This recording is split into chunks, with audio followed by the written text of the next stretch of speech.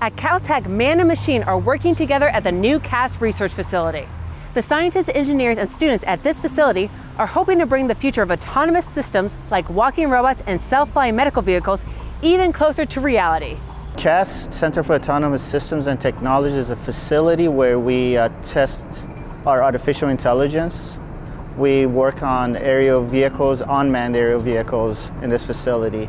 The CAS facility includes a space robotics lab, an advanced mobility lab, an assembly room, and an aerodrome, the tallest indoor drone arena of its kind at 41 feet high and covering more than 2,500 square feet.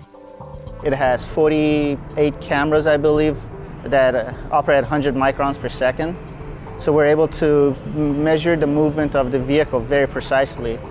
Therefore, when we're going from human control to machine controlled, it's an easy transition. You can see the fan wall, which was designed by us here at CalTech in collaboration with the Swiss startup company Windshape. And this design is really unique by the fact that it doesn't have one single fan, but around about 1,300 individually controlled fans. Having this level of control really allows us to create any flow that we can think of could exist. The ultimate goal is to be able to one day utilize them safely.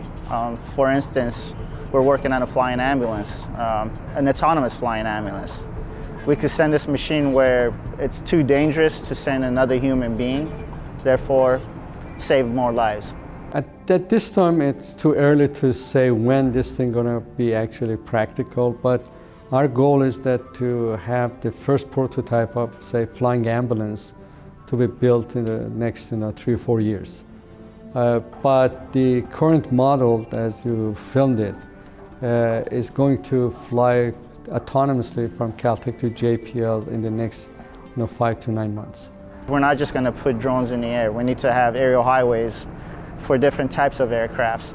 And as we learn from that, and we prove to the public and our customers that our system is safe, then we could most likely get an approval to transport human beings. And one day it'll be like the Jetsons. You'll be flying around. It's just a beginning for us.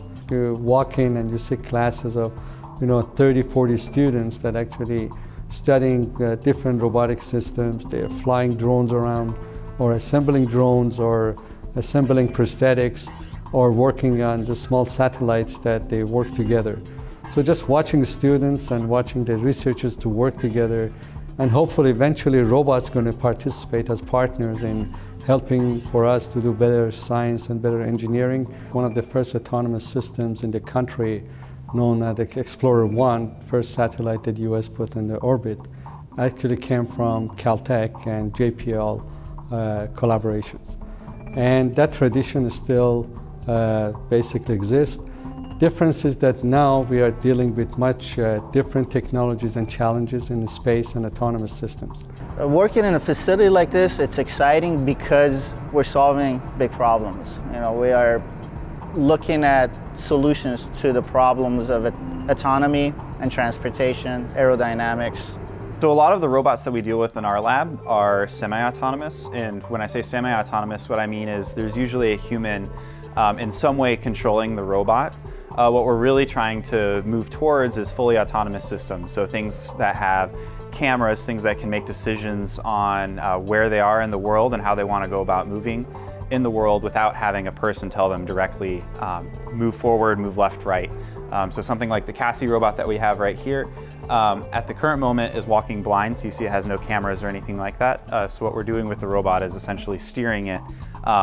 And when we say it's semi-autonomous, we mean that it can balance itself without any human intervention. So one of the things that we're working on with Cassie is being able to navigate non-trivial terrain, so meaning walking through things like sand or snow, and being able to sense when it's interacting with things that are deforming. So that completely changes the game with how you actually interact with the ground.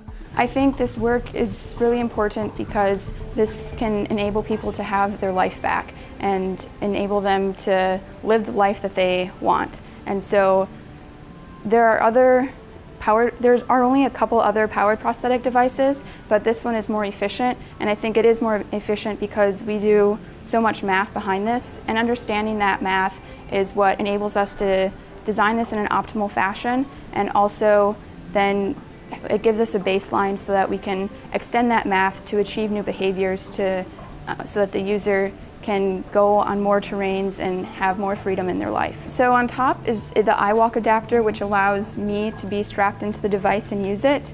Then here are the two motors that actuate the knee and ankle, and these are encoders. So those are sensors that are able to tell the motor's position and velocity, and that's what gives feedback to the system so it knows where it's at and what to do next.